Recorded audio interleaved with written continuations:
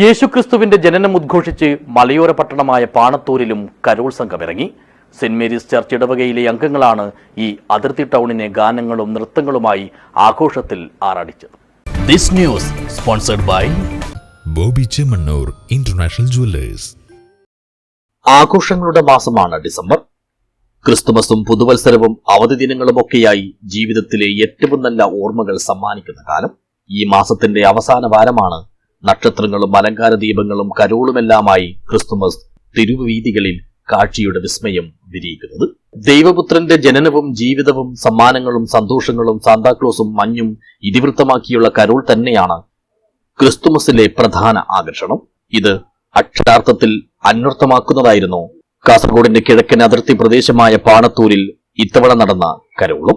Saint Mary's church ഇടവകയിലെ അംഗങ്ങളാണ് Christmas കരോളുമായി ഇക്കുറിയും ഈ മലയോര പട്ടണത്തെ ആഘോഷത്തിന്റെയും ആവേശത്തിന്റെയും ലഹരിയിൽ ആറാടിച്ചത്.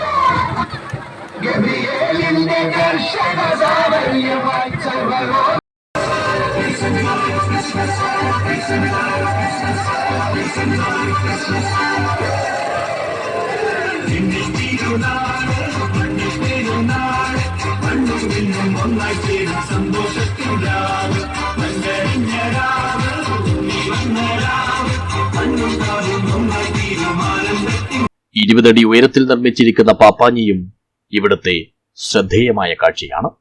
പാണത്തൂർ വില്ലേജ് ഫ്രണ്ട്സാണ് ഇതിന്റെ അണിയറ ശില്പികൾ. കഴിഞ്ഞ കുറച്ചു വർഷങ്ങളായി തുടർന്നു വരുന്ന പതിവ് പോലെ ഇത്തവണയും ഈ പാപ്പാഞ്ഞിയെ കത്തിച്ചായിരിക്കും ഇവർ പുതുവർഷത്തെ വരവേൽക്കുക. News bureau, Panathur.